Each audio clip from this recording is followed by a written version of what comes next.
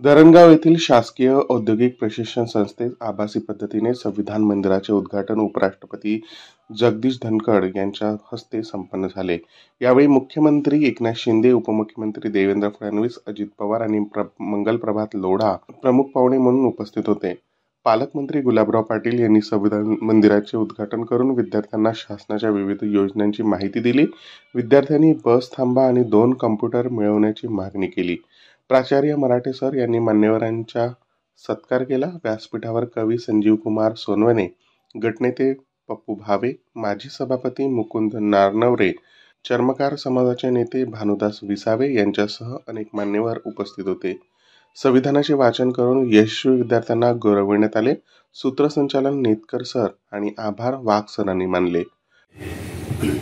संविधान मंदिराचं उद्घाटन झालं असं प्रथमतः मी या ठिकाणी जाहीर करतो।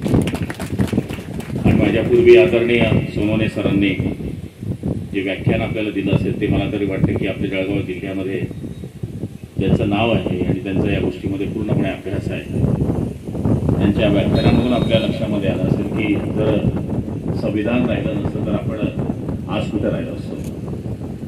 संविधानामुळे आपल्याला सगळ्यांना समान हक्क किंवा देशाची एकात्मता, त्याचप्रमाणे बंधुभाव आणि त्याचबरोबर सगळ्या क्षेत्रामध्ये जे न्याय मिळाले हे या संविधानामुळे मिळाले। असं म्हणतात की अगर बारिश ना होती तो खेती ना होते आणि बाबासाहेब ना होते तो समता ना होती। या पद्धतीनं आज एक जवळपास महाराष्ट्रातल्या सगळ्या औद्योगिक प्रशिक्षण संस्थेमध्ये या ठिकाणी संविधान मंदिराचं उद्घाटन होत आहे। ही जाणीव करून देण्याकरताच मला वाटतं की उपक्रम या ठिकाणी केलेला आहे।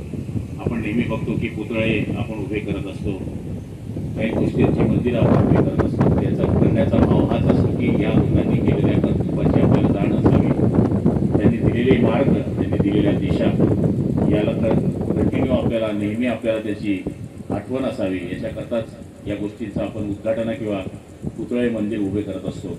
तर आपल्या देशाचं हे पवित्र लोकशाहीचं मंदिर ज्यांनी उभं करण्याकरता मोठी मोलाची भूमिका बजावली ते डॉक्टर बाबासाहेब आंबेडकर त्यांनी जी संविधान लिहिली। प्रतिनिधी विनोद रोकडे, धरणगाव जिल्हा, जळगाव। लोकनायक न्यूज